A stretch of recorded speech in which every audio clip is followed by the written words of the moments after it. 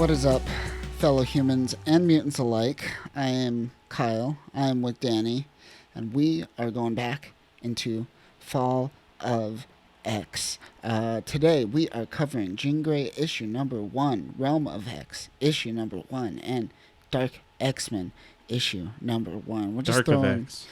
Dark of X? Dark of X. Dark of X. Just- I can't see You him. got to keep the alliteration. The- Which would be yeah. actually Dark of 10. Fall of 10 presents Dark of X's 10 of Men. 10 Angry Men, issue number 1. We're going to find out, is Madeline Pryor guilty? Is she maybe. a demon beast? Is she a dirty whore? That's mean. You're just listing things she is. I mean, she is, but I mean, sometimes you don't. Dirty whores, you stumble onto. I'm gonna just stop talking. Well, let's move on. That's a good segue. Yeah. Besides, we'll just start off up front. Pretty rough ride. Besides Dark X-Men for the most part. I enjoyed Dark X-Men, but the other two were. Well, Jean Grey is gonna be a little confusing, and Realm of X, I just couldn't keep interested. I was zoning out every 3 pages on this guy personally, which sucks because I like Danny Moonstar. I mean, art-wise, And it was fucking really magic too. well. And art-wise, it was a nice romp through all these really well illustrated panels. But story-wise, I kind of got lost in like the noise. And they even got like the writer is his name is Torren Grombeck. So they got like a straight up Nordic dude to write a relative, because this takes place in Vanaheim for the most part. Yeah, it uses one of the realms of the pretty much Asgard mythology, or well, the Norse mythology specifically for like the tree of life and all how that all plays out. But the weird thing is that it was such a weird area to bring it in, like kind of shoehorn next to like, okay, the Fall of X is happening, the gala is ending, everybody's getting pulled into this realm, and now the story's playing into the realm, and you're like, well, wait, I'm more interested in the Fall of X stuff. Like this realm stuff is cool, and I actually like Norse mythology a lot, but I feel like these two were two opposing forces that were fighting for a focus that kind of pulled away from both stories. Agreed. Yeah. Yeah. And that's what muddied it down. But art-wise, it was like, whoa, this is cool. And like the Pretty characters design and their actual portrayal were really cool. They introduced a lot of interesting Norse characters that were really funny and kind of fit their kind of archetype that they built in the Marvel universe. Right. But overall, it just did not work. I'm not really excited about any more Realm of X. No, this is well, let's get into it. We might as well just start with this one. Yeah. Crack it open. So let's crack this bitch open. So we started off with Magic, right? And she's waking up in her dress still. Everyone's still dazed from the Hellfire Gala. When all of a sudden she looks over and like we get like Marrow and Typhoid Mary and of course, and Danny Moonstar, just going full frontal on these demons and this giant pig monster. Yeah, it's like they're getting assaulted by some sort of bandit group of demons and pig monsters. Yeah. So they kind of take on this attack, and that's when they're met with this, forgot his name already. And they even make fun of him. He's like, what do they call him? Like, knockoff something. They call them knockoff something later on. It's pretty funny. Yeah, it's like knockoff Thor or something like that. Yeah, maybe something a little more deep cut, but none of it gripped me enough to remember. Yeah, no, not that great. They come in, they're doing stuff. Typhoid Mary's here. Well, she was kind of there, but not like doing anything. She's hanging back, right? Dust is there. Dust, right? That's who that is. Okay. That's all the sand is. Yes. All right, that makes sense. She's there at Santa. God, annoying people with the fucking dust, man. Messing my allergies up. It's getting into everything. It's ridiculous. I need a freaking humidifier because of you. So she dusts off all these pig monsters. She dusts them off. She's like, wow, dust everywhere. Fuck your sinuses. And they leave. And they bail. And this is when they meet these 4 guys, or these like warrior guys. And they're... What's happening? What do they come across here when they meet? Okay, here's his name, Travelin, leader of the House Molt. And that's when they realize they're in Vanaheim. And Danny Moonstar, who is a Valkyrie, She's just like, I know this shit. That's not good. Why are we here? Yeah. I don't know. We No, all I don't shouldn't like be this. here. But essentially, he's talking about a curse, right? What's this curse that they're talking about, Danny? Well, they say that magic is cursed. Mm-hmm. They like talking nonsense about that, and she's like, we gotta ignore that. We gotta figure out what's happening with the gala, and then they cut abruptly, and we go off to Yeah. So then we go like moments before to this thing. This is mute. Lisa Simpson. She We looks meet like Lisa Simpson. mutant Lisa Simpson that I don't recognize. But I guess we're supposed to know her, maybe. Yeah, I She's don't one know. of those weird new mutants, wasn't she? Yeah, Wasn't she one of the like new mutant? New yeah, mutants Gen 20. yeah. There's so many of them. And then these dogs try to attack her. And So she's they- like, Bubbles. She gets attacked. She throws some bubbles on him. She does bubble beam. It's super effective. Pretty effective. She bounces. It's kind of She's like just a like, Pokemon. I don't even think she's like playing for the most part. She's not even attacking. And she just like kind of skips off like tra la la la la. Mhm. Fuck you. So they're still with these. We go back to the Vanaheim people Mhm. and all the mutants in Vanaheim, and essentially what we get is Danny Moonstar looking great. Whoever drew this, who was the art? Let me go back for reference. So artist is Diogenes Neves. Oh man, I butchered that. Yeah, I'm not even gonna try. But great, I love it. Yeah, the art's phenomenal. I'm digging it. So they're going to this. Where are they going right now exactly? This is where I zoned out a little bit. I'm assuming that since they're talking to all these birds, that Mhm. she's trying to maybe commune with some sort of like messenger of Odin, or there was a lot of like ravens around, Yeah. so I assume that might have been tied to him. Okay.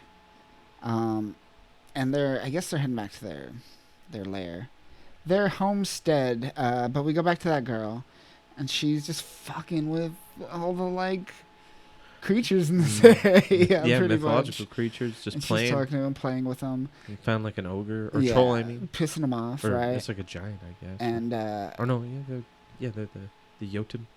the Jotun. Yeah. Is that what it is? The Jute. It looks like one of the giants. It's just a different type, or it might be a A troll. little bit, yeah, it could be. But yeah, that's happening. She's just fucking with people. We go back to the team, and they're just chilling, hanging out, right? Yeah, just trying to figure out what's going on. And this is where I think he makes fun of her. I'm trying to look it up. But then Dust comes in. Dust rude, by the way, just pops in, right? As a pile of dust. As a pile of dust, and yeah. So I don't have too much to say I about. don't have anything to say about it. I read the whole thing. I couldn't tell you anything about it. I just didn't. And even I was like, oh, these characters would be all interesting by themselves, but together, it just felt like a cacophony of like, why is this happening here? Yeah. Like, why are we tangenting? The whole fall thing is supposed to be like knit together as like Right. one whole cohesive story, and it just feels like there's too many other people trying to tell different stories in these crossover events, and that's where I mean, if it had one cohesive narrative structure throughout, it would be great. But yeah, I don't know. I don't know how this is big. It's a like bifurcating crazy and just tangenting crazy that I don't know how they're gonna bring this all back together.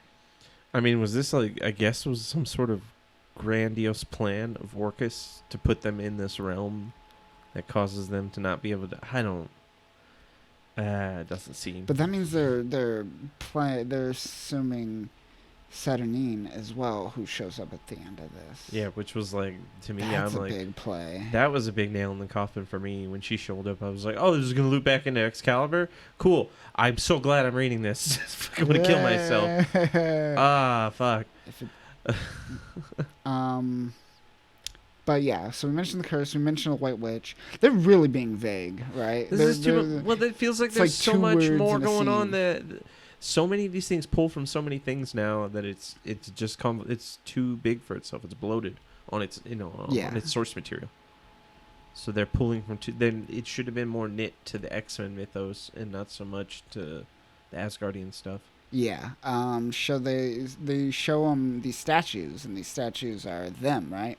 Yeah, they're supposed to be these. Well, it alludes to them. It alludes to them. That there were 4 maiden guardians that these 4 X-Men could represent. Interesting. Like, it's a foreshadowing, but it's also one of those ones where it's like vague enough where it could be you or it could be, like how Link was always Link, even though they were just talking about a vague hero, guy, yeah, just a hero of time of Hyrule, but it's like not necessarily the same guy, just they're all similar. Yeah, but anyways, when that happens, some eagles come. Yeah, it turns into a Tolkien novel. Literally, giant ass eagles takes a child. And that's when the little girl comes. And one of the eagles hits her arm, right? Mm-hmm. And that's when she's like, nah, bro. And she literally plucks the feathers from them. Is that her doing that? I assume. Maybe? Because she says, pluck you, right? Maybe that's just... And then all of a sudden the eagles are... suddenly they have landed. Featherless, and they just fall to the ground. They've literally landed forcefully. Yes. And so this kid, he's falling in the river, and he needs to be saved, but she's like, nah, bitch, I'm not handling this. My little cut, my scratch, I can't handle it at all. And that's when we get the appearance of Saturnine, and she's just like, let me ease your pain, and she embraces her, and yeah, that's it. Let's move on. Yeah, let's move on. I got nothing to say. This was the first act of a first issue. This could have been done in the first 7 pages. Yeah, I mean, it could have been like a side note, like a one shot. I don't know why it's an issue 1. Yeah. They should have just done the story as like an annual or something, and got it all out of the way. One just big shaboom. All I know is my brain couldn't hold on to any of it because it didn't like any of it, so it just filtered out right away. Yeah, it wasn't a great one. Didn't like that one. Let's move on to Jean Grey, issue number 1 by Louise Simonson. I always like Louis Simonson. His work is usually good. Yeah. I like both of the Simonsons. They're a great team. They're iconic. They're a powerhouse. Yeah.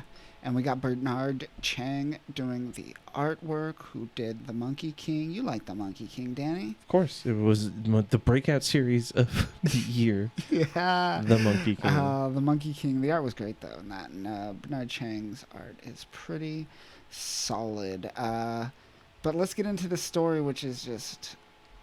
It has potential, but it's not wowing me at all. Because it's more or less... what we're going to get is, like, kind of what we got with Moira a little bit. We get this kind of... She's going back, and she's trying to change things, right? She's trying to... I guess? Make a change. But what is she... Is she back... Is she...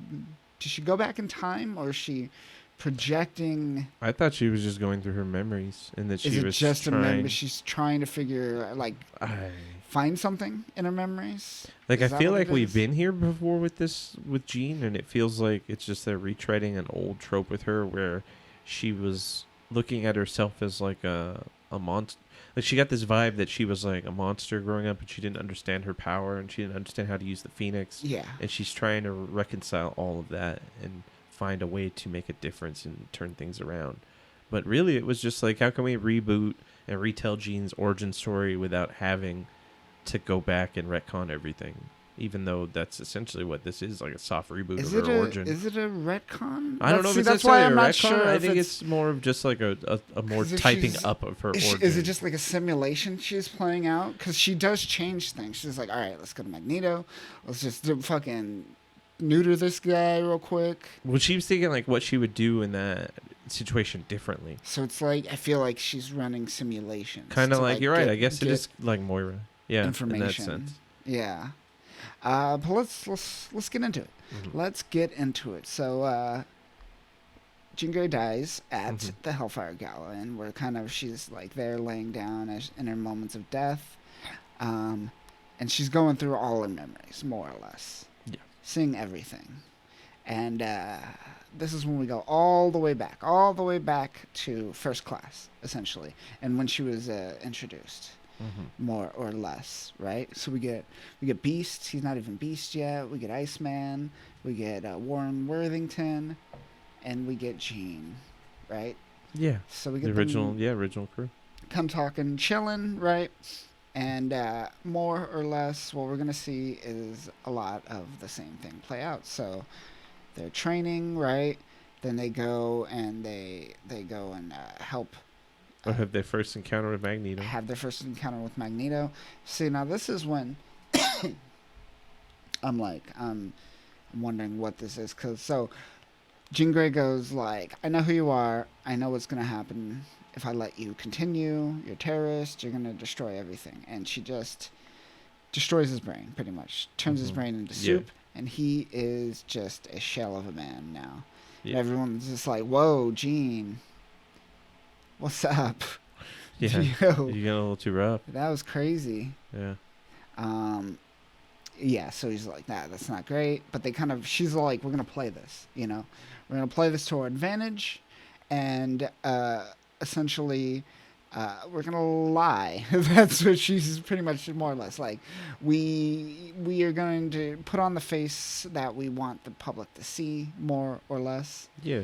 And she takes a manipulative Charles approach where he would like kind of play with things like that. Exactly.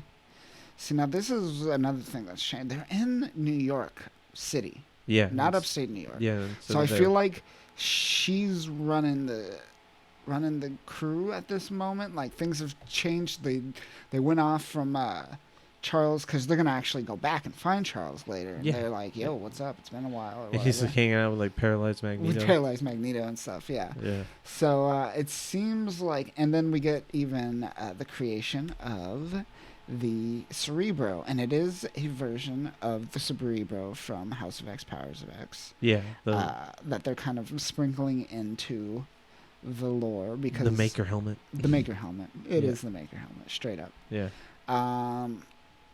But yeah, so they get attacked at their base.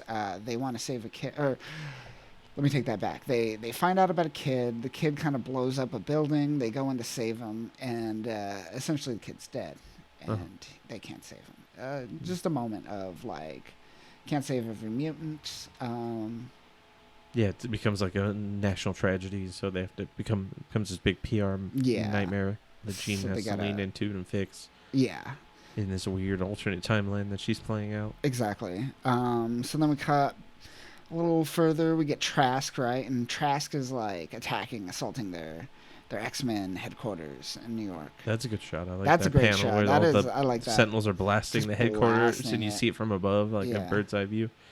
And it's great. And then we cut a little bit more ahead to where they find out about Kitty Pryde, and again she's just fast forwarding things. She's like, all right, I'm just gonna tell your parents that you're going to boarding school, and let's go. We're done. Yeah, they're really fast forward through a lot. Yeah. And then we get Sam Guthrie, same thing, right? Yeah, more or less. After he cannonballs through that fucking helicopter. Cannonballs right through that shit.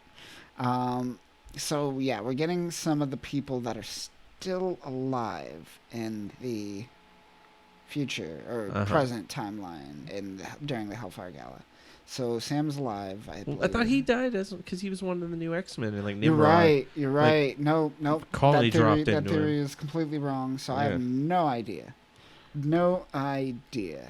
But yeah, this is when they go back to the mansion. They meet up with Charles, who's hanging out with a slower Magneto, but he's starting to come around, type of situation. And then essentially, what we get is what's next? The Phoenix, of course, right? Yes. We get some Phoenix. She's like, "Mar, I'm sad. You know, Imcron crystals are not my jam anymore. Nope. Fuck that shit." Cut ahead a little bit more. We get a. She's dealing with Stryker, Reverend Stryker. Yes, Reverend Stryker. She handles that quickly. Deals with him. Burns him alive. Just burns. Yeah, it's great. Just incinerates him. Yep. Does not. And then this is where we get essentially the X-Men kind of coming together with Charles and Magneto. Try to stop her. Yeah, with a 'Cause she's bunch gone of too far. Cerebro helmets. Yeah, they which have is the interesting. modified version of that helmet that she Yeah. had originally. Primo. I just noticed that.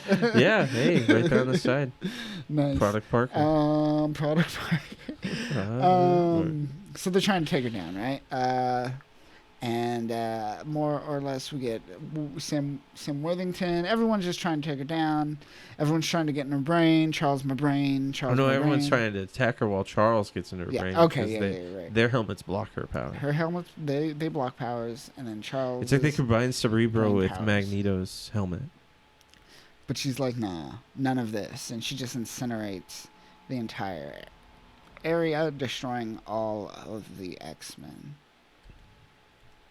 And out of the flames comes a spaceship, which that's a little confusing. That's the spaceship that probably was the same one when probably the she one when when she she went up became in Phoenix. Yeah. Yeah. So maybe they're finally catching up to that part. And Okay. It's like, little Andrew's like, I'm here to warn you about the Phoenix. Oh. Oh shit. No. Whoops. Oops. I'm late. But that's Charles? where this issue ends. That issue is very confusing. I don't know what's happening. I don't even Is it like the fact that there's a Jean Grey issue 1, like, fucking right after she died. I'm so fucking tired of that shit. The rebrand, everybody did it. Literally, Miss bad Marvel move. did that It's a bad right move. before. Yeah, they were like, it was her issue 1 after they killed her, resurrected her. Yeah. Which thank goodness that was before Fall of X, or how else would they Like, write that Are MacGuffin they in? just not giving a fuck? They're all like, it's back again. Deaths are back in. We Issue missed number one one's egg. back. One egg that was perfect, and we're saving it for you. Not all these legacy characters. We need movie characters in our X-Men comic books that aren't even X-Men. All right, let's move on to our final issue of the day, and that is X of Dark, a Fall of Men. Right? Is that what this is called? What It's is it Dark called? X-Men, and Dark it X-Men. feels like they cribbed from Dark Justice League because they did this whole like occult twist A little on Dark bit. X-Men. We get And Dark oh. X-Men's not typically occulty in its approach. It's more of just these are reformed bad guys that are X-Men. I get a lot of old Brotherhood vibes. Yeah. Morlocks with her kind of bringing. Actually, Brother to Mutants Yeah. is good. That's a good. Yeah, a lot of like throwbacks to that. I just feel that the backdrop being Limbo and the occult stuff being the focus makes Yeah. it very much like they're using the Dark Justice League kind of A little fervor. bit. I get it. And yeah. that's become pretty popular in the recent years, especially with those animated series or animated movies and what have you. For sure. Yeah, but yeah, this is a weird take. This is definitely not even remotely close to the last time we saw the Dark X-Men. It's There's no interesting. mimic. No, there's no mimic. This is gonna be an interesting team up. We'll Yeah. see how it goes. It is. Uh, They bring in some interesting, choices. we got Steve Fox writing, Jonas Scharf as the artist, and we got Steven Segovia and Frank Martin doing the cover. Oh, Segovia is good. Yeah, I like Segovia. It's a good cover too. It's great. Though it's a cover. bit of a fake out with that cyborg Wolverine. But Albert. Remember Albert? We'll get into it. yeah. All right. So we started off right with Madeline Pryor, and she's in limbo. She's all Not like- literally, or like literally, not figuratively. No, yeah, she's literally in limbo, Yeah. limboing it up, hanging out with death. See how low she can go. And she wakes up, and when she wakes up, she's with Havoc, right? And they're just doing their thing where it's Hanging just out all in their what is known as the limbo. I guess it's their embassy. It's their yeah, political limbo embassy. so weird. So it's like you can get asylum there, or mutants can be. It's super weird. Yeah. So they're hanging out, and what are they kind of talking about, Danny? Well, Before they're- she leaves. Well, they're setting up the fact that he has to handle the business end while she's Yeah. like schmoozing with like the people who will be joining them essentially, or Yes. vying for her spot of power. So Mhm. she's like consolidating the power while he's busy handling the paperwork, essentially, Yeah. literally the paperwork. And it's chaotic, but who else could handle it but Havoc? Yeah, boy. Well, we got she walks out the bedroom and into the main lobby where it feels like a lot of like the old Morlock stories where we get a lot of these unknowns, rejects kind of just hanging out. Not even C-listers. No. No. And so we go to Well, that part's cool where she goes to her little realm of Her own Cerebro that she made Mhm. from like bones and like Yes. demonic So technology. we see this. Yeah, demon tech. she makes this like weird Cerebro thing that we don't know it's Cerebro. Oh yeah, No, we do, she okay. brilliant because Havoc makes a comment. And he's Yes. like, "That's one metal ass Cerebro you built there," and she's like, "Right? Isn't it fucking tits?" Yeah, she pops that on. She's like, And she yeah, pops- check this shit out. And she's like, "Now I can yo. use my psychic powers Metal. demonically." Woo. Metal, yeah, I'm like, this is so confusing. Everything bleeds into everything. They just like, we can retech anything. Let's get Forge in here. Yeah. But we cut away to Queens. Okay. Yeah. Let me stop me if you heard this before. There's mutants on the run. Mm-hmm. And there's government agencies trying to track them. Mhm. And they're at a safe house, and they think Yes. they're safe, but Yes. it turns out They're not. they're not safe. Oh boy. Oh man, I mean, that's a pretty. that is. Well, you can't trust anyone. I'm just bound to saying that happen. they've like shot for shot done this scene like 40 times. It's a Next Week Comics. I'm Yeah. so tired of it. Oh, jeez, and we got to communicate with our cell phones. And now we Yeah. got callers on us, and they're taking them. Yeah. But I guess mean, what? But this time, see, Danny, this is where you get it wrong. Uh-huh. It's never been done by Orcus before. Oh, It's been done yes, it by has technically the because the Brotherhood. people that are yeah. employed by Orcus were a part of these schemes in their own right because they're all X-Men Rogues Gallery fucking hate groups. Yeah. Like they've all committed these acts the same, and then the same thing happens where they're transporting the people who got busted or caught. Mhm. They get rescued by like A-listers, Yes. your Your classic. typicals. You get your Gambit and like Yeah. Archangel here for crying out. Well, with also was it Maggot? Maggot? That was a bit of a That was an that was interesting a bit one, of a right? twist. That was I a bit of a Susan at the end where they were like, let's give you a little bit of a little juice bit of squeeze. maggot here. What do you know about maggot? I know more but- than I should. God damn But it. yeah, so like she's on the run in the truck, and that's when we get a silhouette of Gambit, and then Warren Worthington comes out, opens up the truck. We get a little attack, and that's Warren met with Gambit, Warren, and good old Japheth. Maggot himself. His name's Japheth, by the way. Yeah. And this is your mutant freedom force. This is it. I don't understand this because the rule was mutants have to get off Earth, right? Or all the humans die, right? Yes. Yeah. Everyone dies technically because everyone who has the compound in them. Yeah. So how does this skirt that?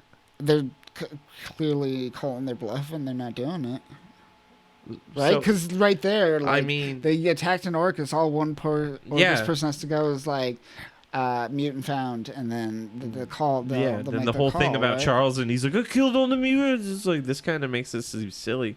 With like Gambit was just like, yeah, we didn't go. We're here now. Yeah. Maggot's here. But yeah, while they're rescuing these children, we get one of the officers just like kicking this dude, and he's like, "Wake up! Come on, do something!" And that's when we get what looks like Wolverine coming out, right? Yeah. Attacking Warren and Gambit. Remy, yeah. And so they go into battle again. Warren gets fucking snicked. To the ground. Snicked to the ground, and reinforcements come in. We get Sentinels some and Sentinels and all drop that. ships, more Orcus soldiers, and then Yeah. they reveal it's not regular Wolverine. It's Robot Wolverine, a.k.a. Albert. Yeah. Oh, boy. The one that they tried to introduce in Logan, but still didn't quite work because they just made it young CG Wolverine, which reminds you of Origins Wolverine, and it was like, boy. that was the weaker part of it. And then he killed Charles in the weirdest way, where he was just like an old man, like Mhm. frail, just like, oh hey Wolverine, what do you do? Oh, I'm dead, I'm out. Another It's so weird. thing that Donald Pierce made that turned Mm-hmm. on him. Yep. Donald Pearson, That his happens a cybernetics. He loves his cybernetics tend to go south. Yeah. So yeah, we got Albert here. Mhm. Good old robot Wolverine. He's like a Deathlock Wolverine. He is kind of like a Deathlock Wolverine. And so they're here. I keep saying they're here. They're here, Danny. They're here. They're here. So they're here, and they're here as well, and then they're here, and then they're here. But And no. then, yeah, Dark X-Men are here because this is all going south, and so the Dark X-Men pop in. And Madeline's like, to me, my Dark X-Men. To She doesn't me, say that, but yeah. it feels like it's one of those. The X-Men moments. are here. She says that, but it's the with same her, kind with of her moment. team of Yeah. X-Men. We get a Banff coming in from Azrael. Yep. What's he been up to? I haven't seen him really. I don't know. Avoiding spending time with his son. Definitely. He should visit Nightcrawler more. He misses him. She's like, oh my God, him and his Jesus. God damn, I can't handle it. I mean, he's into his mutant Jesus now. I don't even know. Did Nightcrawler ever create a new religion, or did he go just tap out on that? Does he? He just worships Legion now, right? It's something? Like a Legion thing now. Yeah, it's it's part all of the about Legion. the Legion. But then we got Havoc, and then who else? Emilet or Emilet or something. Okay. It's M's brother, right? Yeah. I don't. Okay. It's one of the St. Clairs. Who's that? That's Zero, who was one of the Ray, is what they call him sometimes too, but he was one of the 5 lights that came out after Hope was reintroduced when they started like being able to make mutants again. Uh-huh. He was the first one besides I think he was the first one. Oh. And so like they created a little team with him and Hope and a bunch of other like new people that they discovered, like that one girl who could control fire and ice, and her name was like Oro or something like that, and she bonded with Storm. Kenji Ueno. Yeah, he's like an Akira kind of. He's like an Akira kind of pastiche. Okay. Because he likes to meld like flesh and metal and make weird, crazy things. He's pretty powerful, but yeah, he's definitely. He was like a rival to Hope at one point, so that was cool to see him return. I remember. Because the 5 Lights was like a little blip before Avengers vs. X-Men, right? And then I mean, honestly, that's when I was like, all right, I'm done here. His story was probably the last story where I was like, oh, that's kind of interesting. Her going around making her own team. They had like a guy that kind of reminded me of Beast. They had like a few people that were very interesting, like that lady who could control fire and ice. So it was cool, but this is weird because I haven't seen him in anything in a long time, and I think they forgot about him, and they were like, let's bring him back. Generation Hope. Yep. Okay. Yeah, that was the 5 Lights arc. Was because they were the new blips on Cerebro. Right. Because everyone was just like, what? A new mutants are born. I'll have to go back. Apparently he's been in the helping Storm too recently in X-Men Red. So who knows what's going on there. Red. Oh yeah, because they're on Mars. They're on Mars, yeah. That's a little better, but still. X-Men Blue's coming. What, did they be on the moon again? Who knows?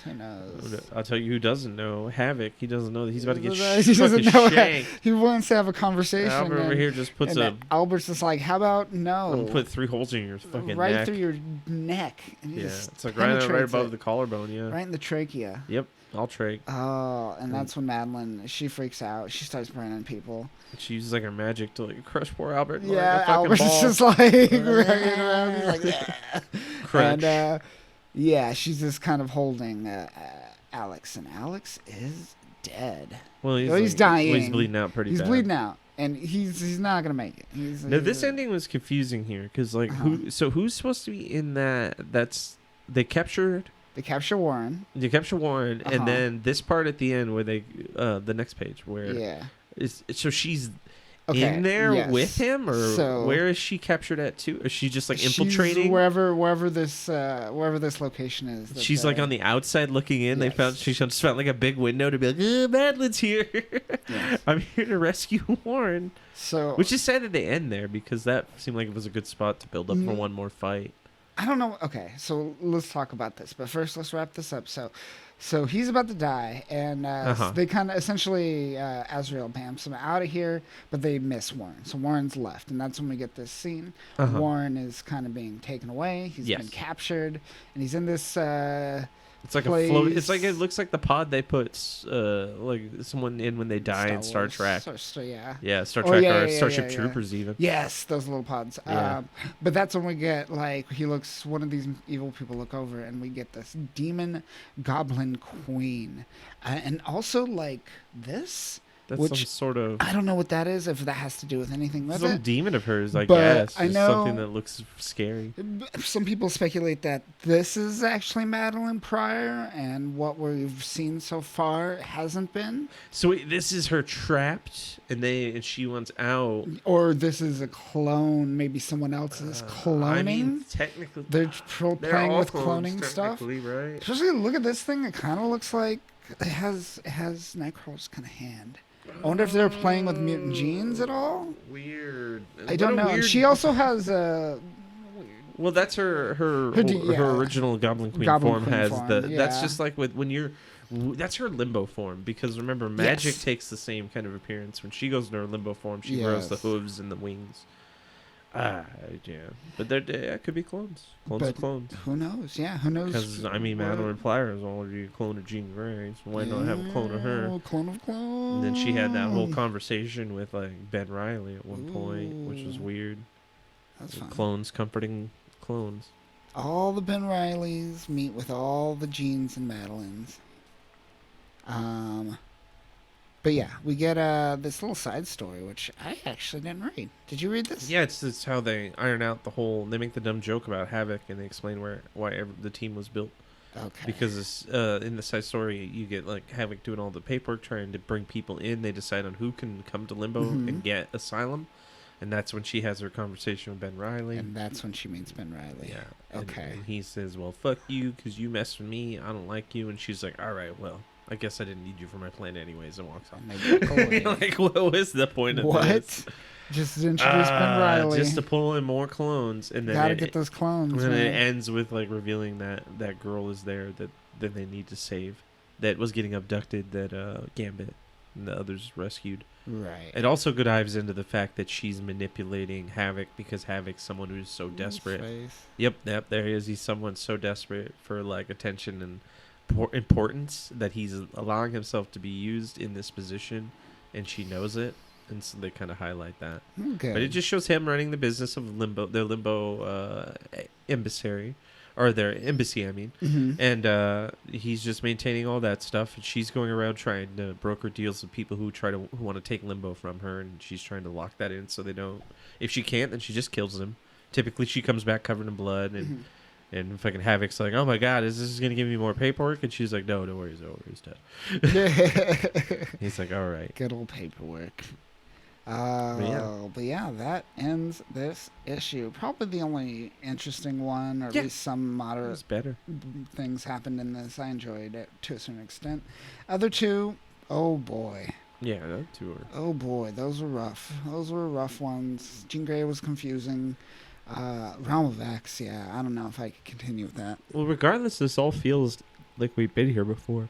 It definitely seems like we're treading the same Some kind of like plot notes, the same kind of X-Men on the Run kind of stuff that doesn't feel like it has weight because you've seen it 20 times. So you're like, well, is it? I mean, am I really that concerned about Bishop on the Run in his clothes? This red his jacket. Regular fucking getup. Like, I don't. This doesn't feel like there's any weight. It doesn't feel like heightened stakes. The stakes are not. The fall is happening. It doesn't feel like it's falling. It feels like it's lightly like floating in the air. Fluttering, if you will. It's like maybe stuck in perpetual motion. Needs it can't even go anywhere. It's weightless. It's not weighed down by gravity. Yeah, it's not weighed down whatsoever. Different video. That'll do it for us this week. Be sure to catch us next week, where we will talk about, what are we talking about? I don't even know. I think Hopefully. It's maybe it'll be like the fall of the return of the Ben Reilly. The standing up of X after you've fallen. Oh, yeah, we can stand the floating of X, because that's what we're doing. Stand of X. Yeah. Float of X. Yeah, there you go. But that'll do it for us this week, folks. Remember, the robots will kill you. So don't fall for a demon girl that's going to use you because you fell in love with a different girl that also your brother stole from you. Awkward.